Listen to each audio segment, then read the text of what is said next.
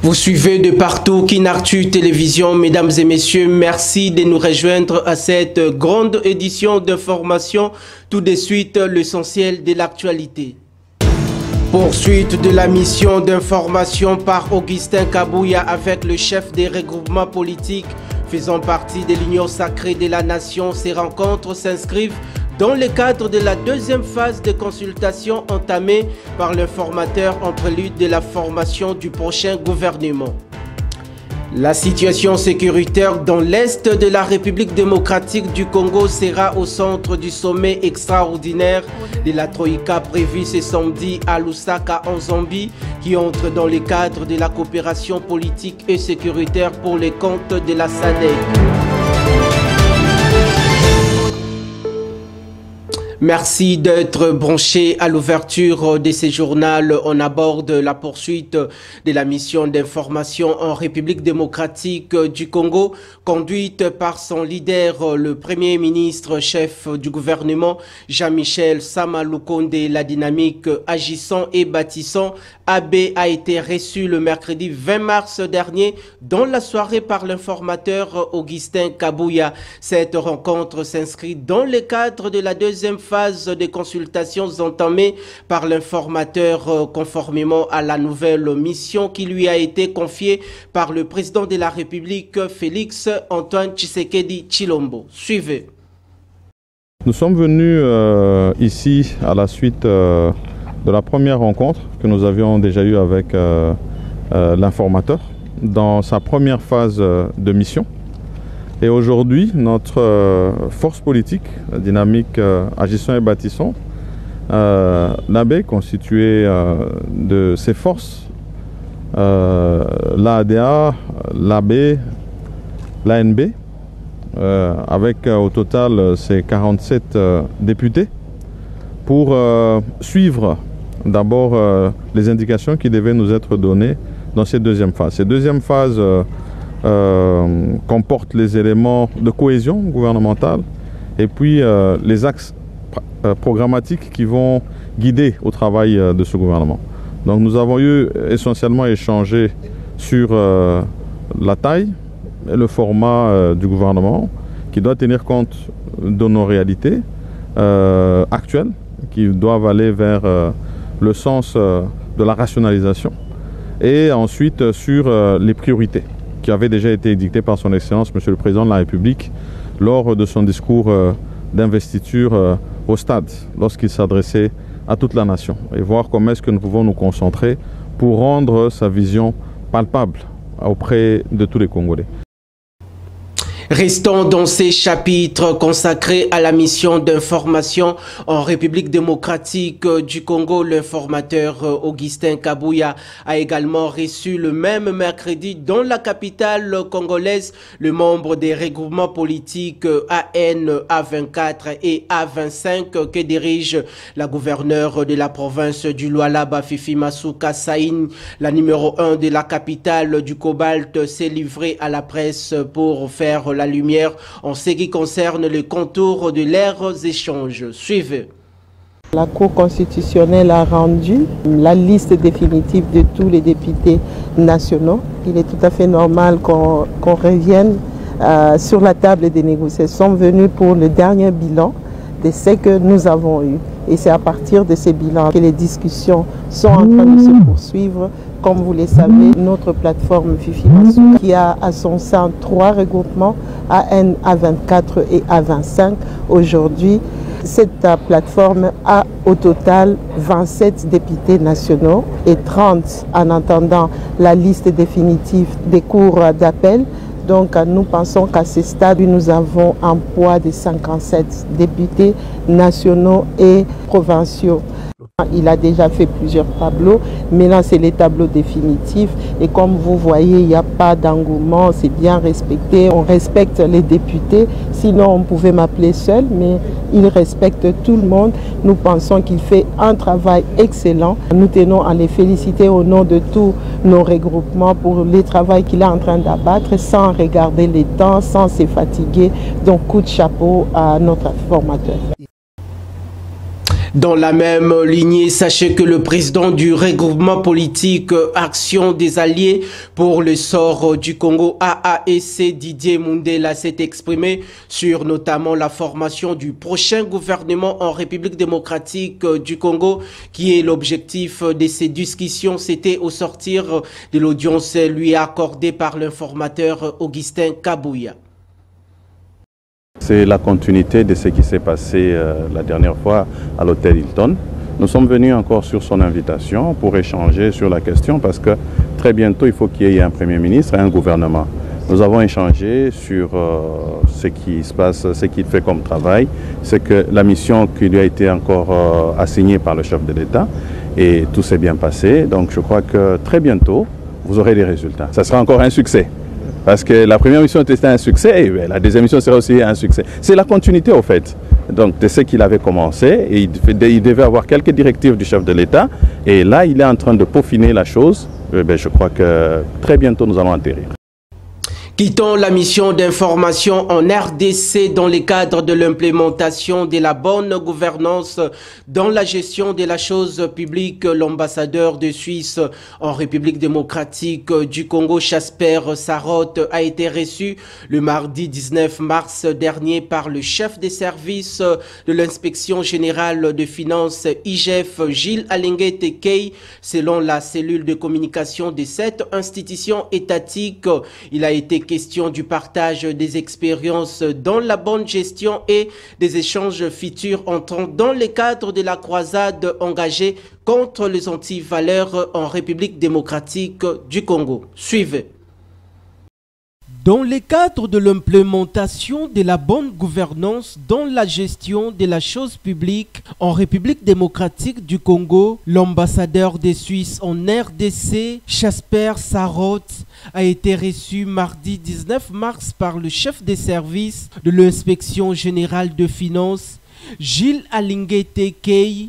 Selon la cellule de communication de l'UGF, il a été question du partage d'expériences dans la bonne gestion et des échanges futurs entrant dans le cadre de la croisade engagée contre les antivaleurs. Il s'y est épinglé qu'au cours de cette entrevue, Gilles Alinguete a fait part à son hôte du fonctionnement du contrôle des finances publiques auquel il s'attelle au quotidien, occasion pour eux de partager leurs expériences respectives en matière de bonne gouvernance et aussi de trouver des pistes et des solutions pour une collaboration dans la lutte contre la mauvaise gestion des deniers publics. Depuis l'avènement du chef de l'État Félix-Antoine Tshisekedi Tshilombo à la magistrature suprême, l'UGF est reconnu pour son accompagnement dans l'effectivité de la lutte contre la corruption, l'éradication des réseaux criminels pour atteindre un développement palpable et acceptable par tous. Revenons sur le funérail de Chéribin Okende dans la capitale congolaise. Retenez que des dirigeants de partis politiques de l'opposition congolaise et leurs partisans ont participé le mercredi 20 mars dernier dans la cathédrale Notre-Dame de Kinshasa aux obsèques de l'ancien ministre des Transports et député national mort en juillet 2023 et dont la justice a conclu au suicide loin délateuse de l'assassinat avancé par ses proches. Chéribin Okende était le porte-parole de la formation politique Ensemble pour la République de Moïse Katumbi Chapwe. Suivez. Une cérémonie a été organisée pour rendre les derniers hommages à Chéribin Okende, député national et ancien ministre des Transports. Les hommages ont été rendus à l'hôpital du Cinquantenaire lors de la levée du corps où la famille du fait Okende a saisi l'occasion pour refuser de se taire face à ce qu'il qualifie d'assassinat de son fils. Nous sommes tellement énervés que nous devons dire à l'Assemblée ici présente que nous ne croyons pas du tout qu'il s'est suicidé. Et tout le monde sait que Chéribin a été assassiné.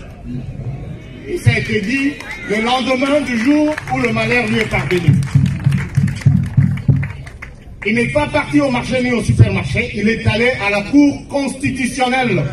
Après l'hôpital du cinquantenaire, la dépouille de l'ancien ministre des Transports a été conduite autour des 11 h en la cathédrale Notre-Dame du Congo en présence de nombreuses personnalités où une messe a été dite en son honneur par l'archevêque métropolitain de Kinshasa, Fridolin Ambongo. À cette occasion, l'Église catholique, via ces derniers, s'est dite foncièrement contre la levée du moratoire sur la peine de mort, surtout dans un pays où la justice est malade. Rappelons que la famille Okinde a sollicité une audience auprès du président de la République pour lui parler et également du Conseil national de l'ordre des avocats d'autoriser ses avocats à s'exprimer en toute liberté sur ces dossiers. Autre chose dans ces journaux, la construction de la chute Mbombo dans la province du Kasaï central reste encore une mythe. C'est là malgré la confirmation de Jean-Mabi Moulumba, directeur général du bureau central de coordination BSECO en sigle Kasaï central, qui précise que le début des travaux sur ces sites, jusqu'ici rien n'est encore fait, ni moindre matériel déposé sur le lieu. Les habitants de cette partie ont fait leur témoignage sur cette aventure des autorités provinciales et le BSECO. Patrick John Mukengeshai pour ces détails. La province du Kasaï central est en train de sombrer dans une misère indescriptible. Beaucoup de projets initiés, mais aucune réalisation sur terrain. Sans électricité ni eau, hausse de prix des denrées de première nécessité, le peuple centro-kassaïen ne savent à quel sens se vouer. Ici, le site où devraient commencer les travaux de construction de Chitmbombo, rien n'est encore fait, même pas le matériel déposé. Les habitants en témoignent avec les larmes aux yeux.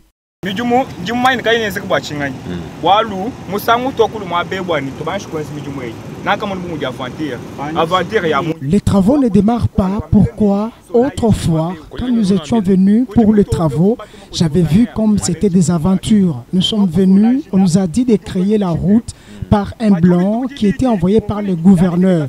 Et nous avons créé la route jusqu'ici à la Chite. Le deuxième jour, quand ils ont attendu que la délégation du président vienne pour visiter la chute, ils ont dit de porter nos gilets et de se mettre devant pour qu'on voie que les travaux avaient commencé.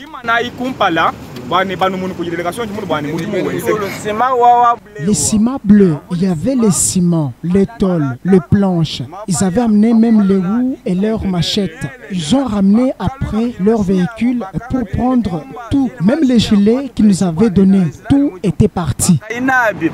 Notez que malgré les confirmations du directeur du bureau central de coordination, Jean-Mabi Moulumba, qui avait confirmé le début des travaux sur le site, commençant par la construction de la route pour l'acheminement de matériel sur le site, que les autorités nationales, surtout le président de la République démocratique du Congo, Félix Antoine Tshisekedi Tshilombo, puissent ouvrir l'œil sur toutes ces manœuvres dilatoires tendant à plonger la province du Kasaï central dans cette misère.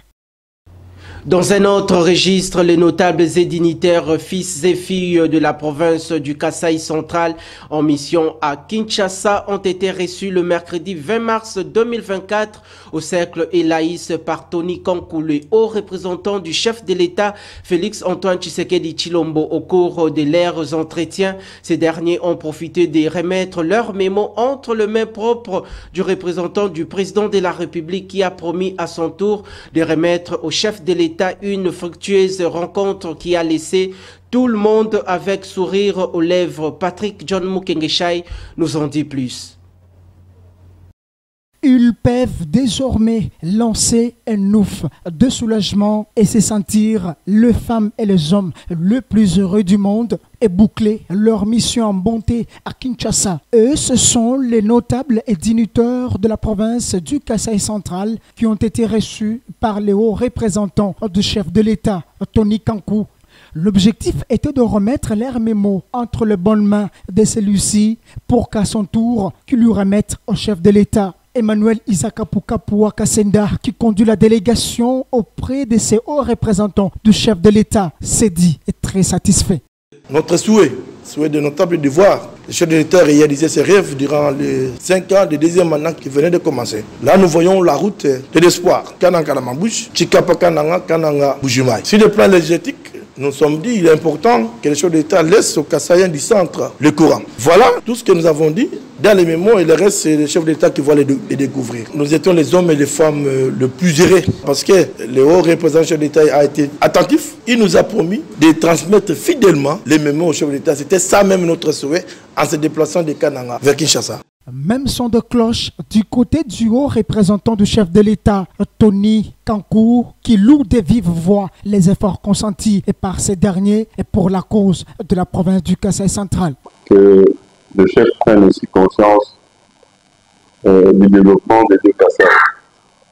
Pas parce que ce sont ces provinces d'origine, mais parce que le développement partira du centre et va aller vers le reste du pays. Si on développe le centre, et du centre on sait relier tous les points du pays, on va développer tout le pays. Et donc c'est très très important de développer l'infrastructure du Kasaï.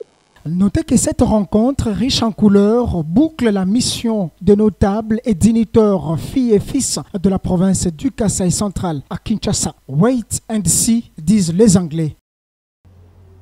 La situation sécuritaire dans l'est de la République démocratique du Congo, marquée par la poursuite des opérations militaires de la coalition des forces négatives du M23 et RDF, sera au centre de la réunion de la Troïka, organe chargé des questions de défense et de sécurité de la communauté de développement de l'Afrique australe SADC, en sigle, prévu ce samedi 23 mars à Lusaka en Zambie. Retrouvez ses commentaires. Ce sommet, qui sera présidé par Hakainde Hichilema de la Zambie en sa qualité de président de l'organe de la SADC sur la coopération en matière de politique, de défense et de sécurité, va recevoir la mise à jour sur le progrès de la mission de cette organisation en République démocratique du Congo, SAMI DRC, une force régionale déployée en décembre 2023 pour appuyer les forces armées de la République démocratique du Congo à rétablir la paix dans la partie orientale du pays. La communauté de développement de l'Afrique australe SADC tiendra un sommet extraordinaire de la Troïka de l'organe de la SADC, de pays contributeurs des troupes à la mission de la SADC en République démocratique du Congo, SAMI DRC, le 23 mars 2024 à Lusaka, République de Zambie, rapporté un communiqué de la SADC publié sur son site internet le mercredi 20 mars dernier. Selon la source précitée, le sommet extraordinaire de la SADC sera précédé des réunions suivantes. Le 22 mars 2023, réunion extraordinaire du comité ministériel de l'organe MCO et réunion des hauts fonctionnaires du MCO. Et le 21 mars 2024, réunion extraordinaire du sous-comité interétatique de défense et de sécurité ISDSC. Le pays contributeur des troupes de la SAMI DRC sont le Malawi, l'Afrique du Sud et la République de Tanzanie, qui travaillent en collaboration avec les gouvernements de la République démocratique du Congo. Notons par ailleurs que, dans un communiqué rendu public le 9 mars dernier, le Conseil de paix et de sécurité de l'Union africaine avait approuvé le déploiement de la force de la SADC dans l'est de la République démocratique du Congo. Il demandait à la commission de l'UA de mobiliser le soutien nécessaire à SAMI DRC. Le Conseil de paix et de sécurité de l'Union africaine demande à la commission de l'UA d'accréditer le transfert de l'équipement de la SADC qui se trouve à la base de l'UA au Cameroun. Lors d'incursions de maisons, notamment en territoire du Nirangongo et dans la ville de Goma, les voleurs ont réussi à emporter plusieurs biens et matériels et ont à leur passage violé 2 femmes, dont une fille d'au moins 12 ans et une femme d'une quarantaine d'années. Les faits se sont déroulés dans la nuit du 19 au 20 mars 2024 et celle du 14 au 15 mars 2024. Retrouvez ces commentaires proposé par votre rédaction. Lors d'incursions dans des maisons, notamment en territoire des Nirangongo et dans la ville de Goma, les voleurs ont réussi à emporter plusieurs biens matériels à leur passage, violé 2 femmes, dont une fille d'au moins 12 ans et une femme d'une quarantaine d'années. Les faits se sont déroulés dans la nuit du 19 au 20 mars 2024 et celle du 14 au 15 mars 2024. Dans le village Turunga, groupement Moningi, en territoire des Nirangongo, de bandits armés ont fait incursion dans plusieurs maisons. Ils ont réussi à voler dans 5 maisons, emportant beaucoup de biens de valeur. Ils ont également violé une jeune fille de 12 ans et cela devant ses parents. Au quartier Mapendo sur l'avenue Tumbula à Goma, vendredi 15 mars dernier, 2 voleurs ont également violé une femme d'une quarantaine d'années et emporté plusieurs biens matériels. Le chef de l'avenue Tumbula informe que son entité est devenue la cible de plusieurs malfrats qui opèrent en tenue militaire et armée, tout en déplorant l'insécurité urbaine dans la ville. Ces cadres de base plaident pour la restauration de la sécurité dans la ville et des renforcements des effectifs de militaires loyalistes dans les patrouilles nocturnes dans plusieurs quartiers de la ville de Goma, notamment au quartier Lac Vert et Kishero. Les villes identifiées au Wazalendo sont pointées du doigt par la population d'être à la base de l'insécurité dans la ville de Goma et les territoires de Nirangongo. À l'Union des syndicats du Congo, on parle du 2e jour de la session de formation en faveur de femmes travailleuses qui s'est apaisantie spécialement sur les notions de type de ressources, les perspectives syndicales et bien d'autres conventions signées pour le droit de la femme. Regardez.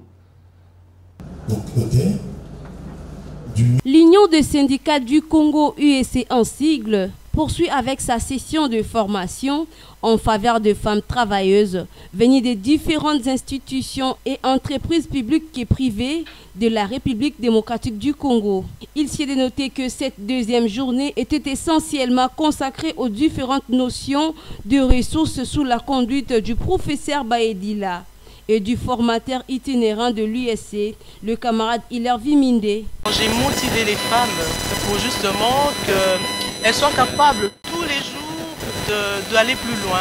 C'est-à-dire qu'il faut que leur savoir, leur savoir-être, leur savoir-faire soit exceptionnel pour qu'elles aient des plus grandes responsabilités dans le domaine de l'emploi. Parce qu'en fait, c'est vrai, nous voulons la parité, mais il faut que nous accompagnions cela des ressources que nous devons posséder et qui vont nous permettre, en tant que femmes, d'accéder à des plus grandes responsabilités. Pour ce faire, les participantes ont travaillé dans un atelier divisé en 3 commissions sous les thèmes de la mobilisation de la femme dans un milieu syndical, examiner les conditions nouvelles qui peuvent être susceptibles de booster les femmes, dégager le frein et les obstacles qui empêchent la concrétisation d'un monde paritaire. Et nous avons fini par faire des ateliers que nous avons même défendus. Nous avons fait des recommandations que qu'est-ce que le gouvernement peut faire vraiment pour les femmes. Puisque les femmes au travail, nous avons beaucoup de problèmes, nous avons beaucoup d'humiliation, on est humilié, on est sous-estimé. Nous demandons, en tout cas notre souci comme femmes syndicalistes, nous demandons que les femmes soient estimées, soient considérées comme les savoirs au milieu de d'autres savoirs. La mobilisation de la femme dans un milieu syndical, examiner les conditions nouvelles qui peuvent être susceptibles de booster les femmes, dégager le frein et les obstacles qui empêchent à la concrétisation d'un monde paritaire. Du militantisme syndical de la femme. Parlons cette fois-ci de valeurs nutritives. Que savez-vous du mangoustan? Découvrons ensemble ce que la rédaction vous propose. Le mangoustan, appelé le roi de fruits, est un fruit provenant d'Indonésie cultivable dans le sud-est de l'Asie et une partie de l'Afrique. Il est un fruit le plus apprécié grâce à ses bienfaits et à son goût unique. Il a un grand pouvoir antioxydant, ce qui protège contre les attaques par les radicaux libres, le vieillissement et le cancer. Une qualité à noter est que 84 types d'exanctomes ont été retrouvés dans sa composition, qui sont de molécules biologiques actives qui combattent les virus, le champignon, les bactéries et les parasites. Il contient une grande quantité de potassium, valeur fondamentale pour le fonctionnement correct musculaire et les systèmes nerveux. Il est considéré antibactérien, antiviral et simulé. Il augmente la défense et contient la vitamine B12, ce qui améliore le système nerveux et le métabolisme du foie. Le mangoustan a des propriétés anti-inflammatoires, anti-allergiques et anti-tumeurs. Ces fruits est recommandé pour les personnes souffrantes d'hypertension, de plus qu'il contribue à élever les niveaux d'énergie dans l'organisme. La pulpe et l'écorce de ce fruit sont riches en acide hydrocitrique qui inhibe la création de graisse, prévient l'excès de cholestérol sanguin, provoque une sensation de satiété et peut être utilisé comme traitement à l'obésité. Il réduit le stress, régule le sommeil, élimine les toxines et les gras dans le corps. Le mangoustan, grâce à sa consistance et à son goût sucré, il est parfait pour les enfants, les jeunes, les adultes, les sportives, les femmes enceintes ou les personnes âgées. Enfin, le bulletin météorologique. Il faut savoir que la pluie sera au rendez-vous. Ce vendredi, la température sera de 23 degrés Celsius, dominée par la température ressentie plus chaude de 25 degrés Celsius, tandis qu'à l'après-midi, la température atteindra le 25 degrés Celsius, mais la température ressentie sera plus chaude, soit avec 28 degrés Celsius. Le vent devrait atteindre en moyenne le 3 km par heure. Dans la soirée, il pleuvra avec la température retombera vers 22 degrés Celsius avec une température ressentie sera plus chaude, soit avec 25 degrés Celsius. Le vent devrait atteindre 5 degrés Celsius par heure. Fin de cette session d'information sur nos antennes d'ici et d'ailleurs. Vous étiez nombreux à nous suivre bien avant de nous quitter. Retenez ceci. Poursuite de la mission d'information par Augustin Kabouya avec le chef des regroupements politiques faisant partie de l'Union sacrée de la nation. Ces rencontres s'inscrivent dans le cadre de la deuxième phase de consultation entamée par l'informateur en prélude de la formation du prochain gouvernement.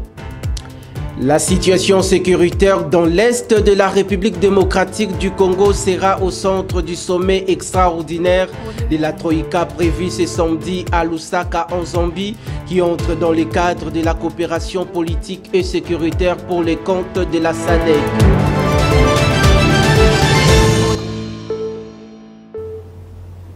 Ce travail de titan est réalisé de main de maître grâce à l'esprit solidaire de la rédaction et de la technique. D'ici là, portez-vous bien et bonne suite de nos programmes.